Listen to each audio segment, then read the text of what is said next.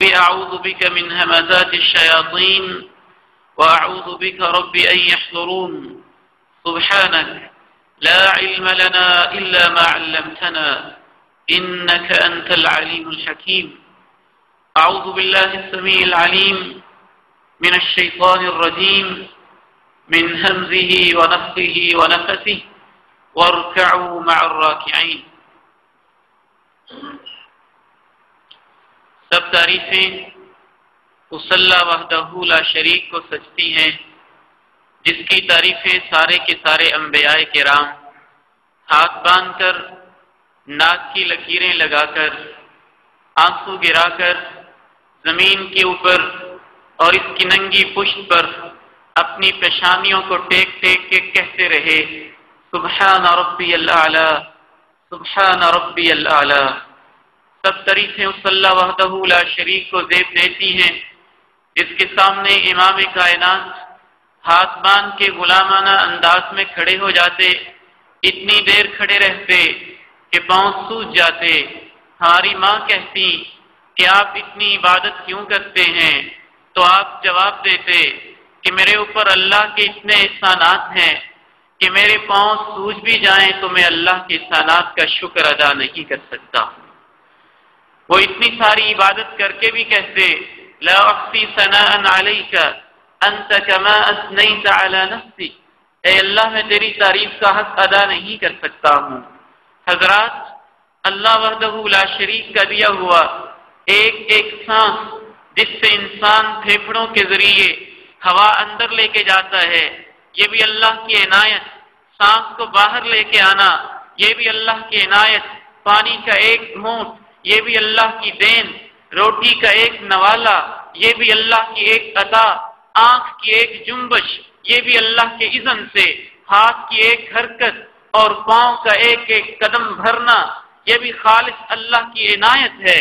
زمین بھی اللہ کی، آسمان بھی اللہ کا، ہمارا وجود، دیا ہوا وقت بھی اللہ کا، اس کی مینجمنٹ، اس کی تنظیم بھی اللہ کی۔ گرمیوں میں 40 سیکنڈ، 50 سیکنڈ باریک حساب کے ساتھ وہ دن کو بڑھاتا جاتا ہے، یہاں تک کہ دن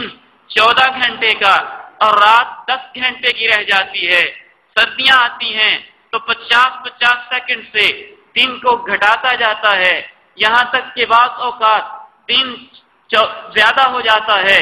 کبھی رات چھوٹی ہو جاتی ہے، کبھی دن بڑا ہو جاتا ہے۔ لیکن اللہ یہ دیکھنا چاہتے ہیں کہ میرے دیے ہوئے سانس، میرے دیے ہوئے وقت، میری شب و روز، میرے دیے ہوئے سورج اور چاند کی روشنی سے فائدہ اٹھانے والے لوگ اپنی مرضی سے مجھے کتنا وقت دیتے ہیں، میرے گھر میں کتنی دفعہ آتے ہیں، مجھے کتنے سجدے کرتے ہیں، میرے لیے تسبیح اور تحمید کے کلمے کس قدر پڑھتے ہیں۔ اس حوالے سے گفتگو ہو رہی تھی کہ مسجد میں آنا، باجماعت نماز ادا کرنا یہ اللہ کو کتنا اچھا لگتا ہے۔ اس حوالے سے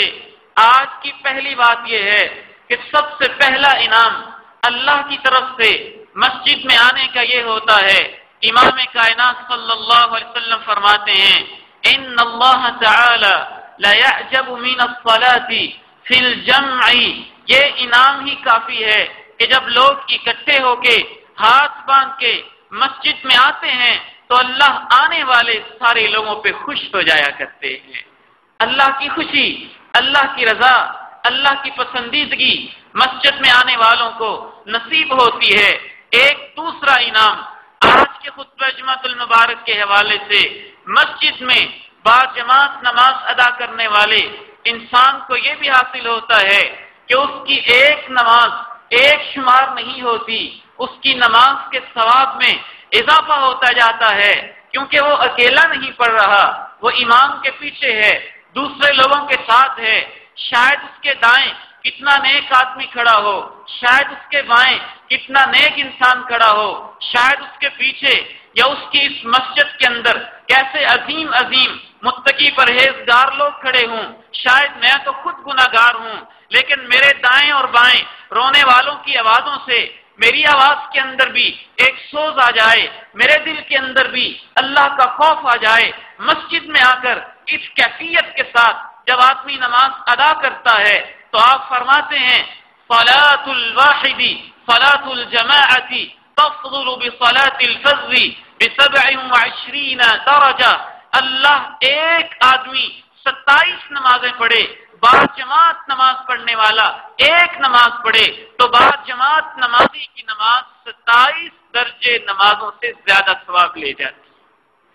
27 گنا زیادہ ثواب ہوتا ہے. جماعت سے آدمی رہ جائے، ظہر کی 27 نمازیں پڑھے، عصر کی آپ 27 نمازیں پڑھیں، عشاء کی 27 نمازیں پڑھیں، وہ ایک طرف مسجد میں آ کے با جماعت نماز ایک دفعہ پڑھیں، وہ 27 نمازوں سے بھی زیادہ فضیلت، زیادہ درجے والی ہوتی ہے. تیسرا ثواب، تیسرا انعام اللہ کی طرف سے، تیسرا تحفہ با جماعت نماز پڑھنے والے انسان کو یہ حاصل ہوتا ہے، نہ صرف نماز کی تعداد کے اندر اضافہ ہوتا ہے بلکہ وقت میں بھی اضافہ ہوتا ہے. جب آدمی با جماعت نماز پڑھتا ہے، اذان کو سنتا ہے، اللہ اکبر کی صدائیں اس کے کانوں سے ٹکراتی ہیں، اس کے دل میں حرکت اور جنبش پیدا کرتی ہیں، کاروبار کو، کسٹمر کو، گاہک کو، گھر کی محبتوں کو، سب کو سمیٹتے ہوئے اور وائنڈ اپ کرتے ہوئے وہ مسجد میں چلا آتا ہے، وہ وقت بھی زیادہ دیتا ہے، اس لیے اس کا وقت زیادہ شمار ہوتا ہے. نبی علیہ السلام فرماتے ہیں من صلى العشاء في جماعة فكأنما قام نصف الليل ومن صلى الفجر في جماعة فكأنما قام الليل كله. جو آدمی عشاء کی نماز با جماعت ادا کرتا ہے، اللہ رب العزت اس کے نامہ اعمال میں آدھی رات کے قیام کا ثواب لکھ دیتے ہیں. اور جو فجر کی نماز با جماعت ادا کرتا ہے فَكَأَنَّمَا قَامَ اللَّيْلَ كُلَّهُ، اللہ فرشتوں سے کہتے ہیں اس کے نامہ اعمال میں لکھ دو کہ یہ تو ساری رات سویا نہیں، ساری رات میرے سامنے کھڑے ہو کے تہجد ہی پڑھتا رہا ہے. اس کے وقت کے اندر برکت لکھی جاتی ہے، وہ زیادہ وقت دیتا ہے، زیادہ اہتمام کرتا ہے، زیادہ توجہ کرتا ہے، اس لیے اس کے وقت کے اندر بھی ایک خاص قسم کی برکت اللہ رب العزت کی طرف سے عنایت کر دی جاتی ہے. ایک چوتھا خوبصورت انعام یہ ہے، یہ انعام تو اگر اکیلا یہی انعام ہو تو دنیا تو عارضی دنیا ہے، یہاں وقت کے اندر برکت بھی ہو جائے تو بہرحال ایک دن تو انسان نے مرنا ہی مرنا ہے. یہاں تو پینے والے پانی کے گھونٹ بھی لکھے جا چکے ہیں. آدمی مرتا ہے، کہتے ہیں اس کے منہ میں چمچیوں سے پانی ڈالو، ڈالا نہیں جاتا، کہتے ہیں پانی جا نہیں رہا، آسمانوں سے آواز آتی ہے پانی تو چلا جاتا. آسمان والے نے اس کی قسمت میں پانی کے جتنے گھونٹ لکھے تھے میری تعداد کے مطابق وہ ختم ہو چکے ہیں، اس لیے پانی ڈالو گے بھی نہیں جائے گا. اللہ نے گن کے لکھ کے بھیجا ہے کتنے گھونٹ پینے ہیں، کتنے نوالے کھانے ہیں اور کتنے فروٹس کھانے ہیں، کتنے لمحے گزارنے ہیں، کتنے سیکنڈ ملنے ہیں، یہ سارا کچھ لکھا ہے. چوتھا انعام نمازی انسان کو جو با جماعت نماز ادا کرتا ہے اللہ کی طرف سے یہ دیا جاتا ہے. حضرت کعب بن عجرہ رضی اللہ تعالی عنہ بیان کرتے ہیں كنا 7 نفر جلوسا في مسجد رسول اللہ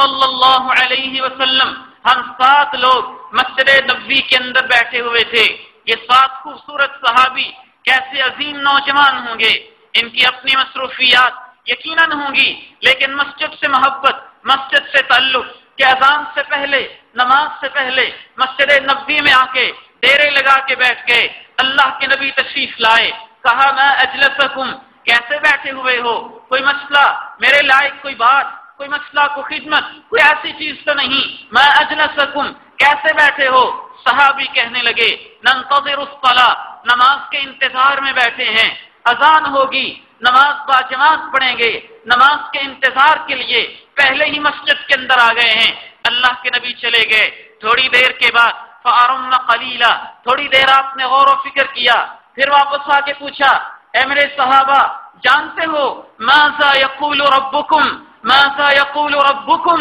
تم 7 نوجوان مسجد میں آئے ہو، اللہ عرشوں پہ مستوی ہو کے عرشوں سے اوپر والی وہ عظیم الشان ہستی اللہ کیا سوچتا ہے، وہ کیا کہتا ہے، وہ تمہیں کیا دینا چاہتا ہے جانتے ہو. کعب بن عجرہ کہتے ہیں ہم نے کہا اے اللہ کے رسول ہمیں تو معلوم نہیں ہے کہ اللہ رب العزت کیا دینا چاہتے ہیں کہ اتنے خوش ہو رہے ہیں۔ نبی علیہ السلام نے فرمایا اللہ نے مجھے اوپر وحی کی ہے اور اللہ نے بتلایا ہے من حافظ علی هؤلاء الصلوات وأداهن لوقتهن ولم يضيعهن استخفافا بحقهن كان له على الله عهد أن يدخله الجنة وإن عاش مات بخير وإن عاش بخير وإن مات بخير۔ اللہ عرشوں پہ مستوی ہو کے یہ وعدہ کرتے ہیں کہ جو تمہاری طرح نمازوں سے محبت کریں، نماز کا انتظار کریں اور نماز با جماعت ادا کرنے کے لیے مسجدوں میں آ جائیں، اللہ کا وعدہ ہے زندہ رہیں گے تو زندگی میں برکت ہوگی، مرنے لگیں گے تو اللہ ان کی موت خیریت کے ساتھ پوری فرما دے گا۔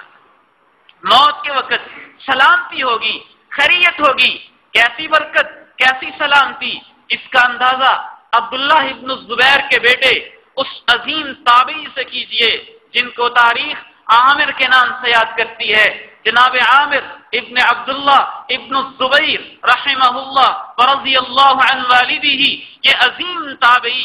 ایک عظیم صحابی کے بیٹے ہیں، مرض الموت کے اندر مبتلا ہیں، پریشانی ہے، جان کنی کا عالم ہے، قد دخل علیہ وقت النزع، نزع کا وقت ہے، سارے وارث بیٹھے ہوئے ہیں، پریشان ہیں، آنکھوں میں آنسو ہیں، کسی کا ابو ہے، کسی کا بیٹا ہے، کسی کا بھائی ہے، وقت رخصت ہے، یہ مرض کا شکار ہیں، اپنے گھر والوں سے کہتے ہیں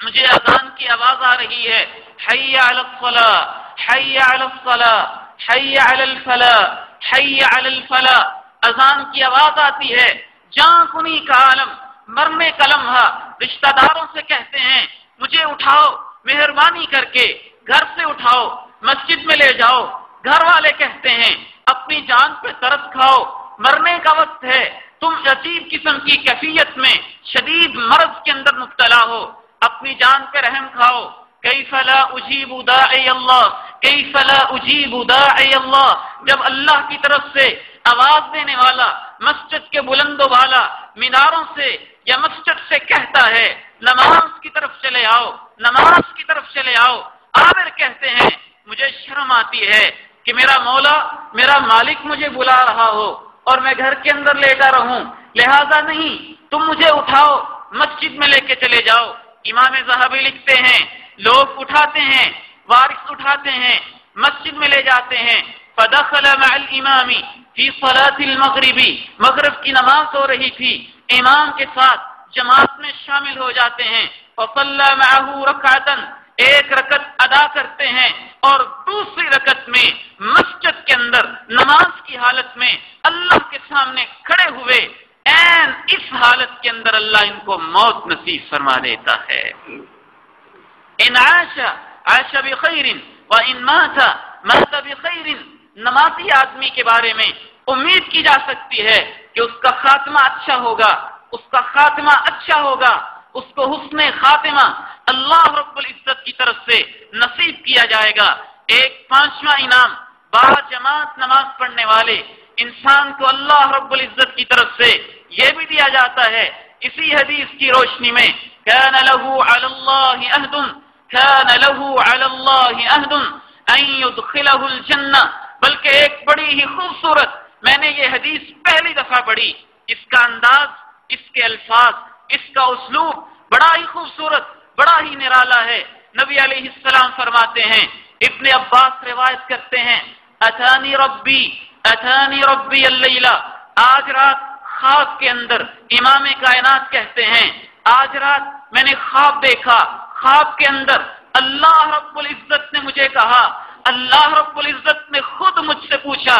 اتدری یا محمد فیما یختصم الملأ الاعلی، اے میرے پیارے محمد جانتے ہو کہ میرے پاس قریبی فرشتے نیکیوں کو لکھنے والے، برائیوں کو لکھنے والے، عالم اعلیٰ اور عالم بالا کے جو خوبصورت فرشتے ہیں وہ کون سی نیکیاں ہیں جن کو لکھتے ہوئے ان میں تکرار ہوتا ہے، ہر فرشتہ کہتا ہے میں پہلے لکھوں گا، دوسرا کہتا ہے نہیں اتنی اچھی نیکی مجھے لکھنے دی جائے، تیسرا فرشتہ کہتا ہے اتنی پیاری نیکی مجھے لکھنے کا موقع دیا جائے۔ جانتے ہو پیارے محمد، یہ میرے فرشتے کن نیکیوں کے اندر تکرار کرتے ہیں؟ وہ کون سی نیکیاں ہیں جن کو لکھتے ہوئے فرشتے بھی شوق کے ساتھ، محبت کے ساتھ ایک دوسرے سے آگے بڑھنے کی کوشش کرتے ہیں؟ امام کائنات نے جواب دیا، اے رب کریم میں نہیں جانتا ہوں۔ پھر اللہ نے علم دیا، پھر پوچھا اب بتاؤ کس کے اندر جھگڑتے ہیں اور کس کے اندر تکرار کرتے ہیں؟ آپ نے فرمایا فی الکفارات والدرجات والصلاة فی الجماعات والاقدام الى الجماعات وانتظار الصلاة بعد الصلاة۔ آپ نے کہا اے اللہ اب مجھے پتا چل گیا، آپ نے ہی علم دیا ہے، اور اب میں بتاتا ہوں کہ فرشتے ان نیکیوں کے بارے میں شوق سے آگے بڑھتے ہیں، کچھ ایسی نیکیاں جن نیکیوں کے کرنے سے انسان کے گناہوں کا نامہ اعمال ہی صاف ہو جاتا ہے۔ ان نیکیوں کو لکھنے کے بارے میں فرشتے ایک دوسرے سے شوق کے ساتھ آگے بڑھنے کی کوشش کرتے ہیں۔ والدرجاتی، اور ان نیکیوں کو لکھنے کے لیے بھی فرشتوں کا بڑا شوق ہوتا ہے جن نیکیوں کے کرنے سے انسان کے درجے بلند ہو جاتے ہیں۔ پھر آپ نے خود ہی وضاحت کی کہ وہ کون سی نیکیاں ہیں جن نیکیوں سے انسان کے گناہ صاف ہو جاتے ہیں۔ الاقدام الی الصلاۃ فی الجماعات، باجماعت مسجد میں نماز ادا کرنے کے لیے انسان جب قدم اٹھاتا ہے تو ایک ایک قدم کے بدلے اس کے گناہوں کو مٹایا جاتا ہے، اور فرشتے خوش ہو کے کہتے ہیں اللہ مجھے اجازت دے کہ میں اس کے قدموں کو لکھتا ہوں۔ میں لکھتا ہوں کہ یہ مسجد کی طرف جا رہا ہے۔ فرشتے آپس میں تکرار کرتے ہیں وانتظار الصلاۃ بعد الصلاۃ، نماز کا نماز کے بعد انتظار کرنے لگ جانا۔ اسی حدیث میں پھر آپ نے ارشاد فرمایا کہ جو آدمی من حافظ علیہن، ان نمازوں کی حفاظت کرتا ہے، کان کیوم ولدتہ امہ، اس کے گناہ مٹتے مٹتے صاف ہوتے ہوتے اتنے صاف ہو جاتے ہیں جب اللہ کے پاس جاتا ہے تو اس بچے کی طرح معصوم ہوتا ہے جو اپنی ماں کے پیٹ سے آج ہی پیدا ہوا ہو۔ یہ نمازی کے گناہوں کے مٹانے کا ذریعہ ہوتی ہیں، نمازوں سے انسان کے گناہ صاف ہوتے ہیں۔ پھر آپ نے کہا والدرجات، درجے کس چیز سے بلند ہوتے ہیں؟ نماز کے بعد پھر آدمی کے حقوق العباد کا معاملہ شروع ہوتا ہے۔ حقوق العباد کو بھی اگر انسان پورا کرے، غریبوں کو کھانا کھلائے، سلام کو عام کرے اور نفلی نماز بھی ادا کرے تو اس سے پھر درجے بلند ہونا شروع ہو جاتے ہیں۔ پھر رب کائنات نے امام کائنات سے کہا کہ اے محمد نماز کے بعد یہ دعا کیا کرو اللہم انی اسألک فعل الخیرات وترک المنکرات۔ اے اللہ نماز تو میں نے ادا کر لی ہے، میں صرف نمازی ہی نہ رہوں، تجھ سے دعا کرتا ہوں کہ نماز کے علاوہ بھی جو نیکیاں ہیں اللہ ان نیکیوں کی مجھے توفیق نصیب فرما دے۔ وترک المنکرات، اے اللہ کہیں ایسا نہ ہو کہ نمازی بھی ہوں اور بے نمازوں کی طرح میرا کردار بھی جھوٹا اور دھوکے بازوں والا ہو۔ وترک المنکرات، اے اللہ نماز تو پڑھ لی ہے، باقی برائیوں سے بچنے کی توفیق بھی مجھے نصیب فرما دے۔ حضرات محترم، یہ وہ انعامات ہیں جو باجماعت نماز ادا کرنے سے ایک انسان کو حاصل ہوتے ہیں۔ اگر انسان سستی کرتا ہے، کوتاہی کرتا ہے، اذان سننے کے باوجود بیٹھا رہتا ہے، کوئی اس کی مجبوری نہیں، تو اللہ کے رسول صلی اللہ علیہ وسلم ارشاد فرماتے ہیں من سمع النداء فلم یأتی فلا صلاة له الا من عذر، جو اذان سنتا ہے، اذان سننے کے باوجود اذان اس کے کانوں سے ٹکراتی ہے، آ جاؤ نماز کی طرف، آ جاؤ نماز کی طرف، جب حاضری لگنے کا وقت تھا تب تو آتا نہیں، جب حاضری کا وقت ختم ہو جاتا ہے اپنی مرضی سے چلا آتا ہے، فلا صلاة له الا من عذر، اگر مجبوری کے بغیر ہی گھر کے اندر بیٹھا رہا ہے تو اللہ ایسی نماز کو قبول نہیں فرماتے ہیں۔ فلا صلاة له، خطرہ ہے کہ اس کی نماز ہوگی ہی نہیں، اللہ رب العزت شاید اس کو قبول ہی نہیں کریں گے۔ عبداللہ ابن ام مکتوم نابینا صحابی ہیں، امام کائنات کے پاس آتے ہیں، کہتے ہیں اللہ کے رسول اندھیرے کا وقت، سویرے کا وقت، نابینا انسان ہوں، مسجد میں آتا ہوں، راستے میں کہیں کھجورے ہیں، کہیں درخت ہیں، کہیں رکاوٹیں ہیں، آیا نہیں جاتا، کوئی لانے والا ہے نہیں، میرے بارے میں کیا حکم ہے؟ اللہ کے رسول فرماتے ہیں تم نبینا ہو، مجبور ہو، گھر کے اندر ہی نماز ادا کر لیا کرو۔ واپس جانے لگتے ہیں، پھر بلا لیتے ہیں، عبداللہ میری بات تو سنو، اتسمع النداء، کیا تمہارے کان یہ آواز سنتے ہیں؟ حی علی الصلاۃ، نماز کی طرف آ جاؤ، کیا تمہارے کانوں میں یہ آواز پڑتی ہے؟ حی علی الفلاح، کامیابی کی طرف آ جاؤ۔ عبداللہ کہتے ہیں اللہ کے رسول نابینا ہوں، سنتا ضرور ہوں، کانوں میں آواز تو آتی ہے، اذان کی طرف، نماز کی طرف، کامیابی کی طرف آ جاؤ۔ آپ فرماتے ہیں اگر تمہارے کانوں میں یہ آواز پڑتی ہے نماز کی طرف آ جاؤ، بے شک تم نبینے ہو اور تمہیں گھر سے لانے والا کوئی نہیں، اس کے باوجود تم گھر کے اندر نہیں مسجد میں آ کے نماز ادا کیا۔ یہ با جماعت نماز، مسجد کے اندر نماز، امام کے پیچھے نماز، اس کی ایک اپنی ہی شان ہوتی ہے، اس کا ایک اپنا ہی انداز ہوتا ہے۔ اللہ رب العزت سے دعا ہے کہ وہ نماز کی حالت میں، نماز کی کیفیت میں ہمارا خاتمہ اچھی حالت کے اندر فرمائے۔ وآخر دعوانا ان الحمد للہ رب العالمین۔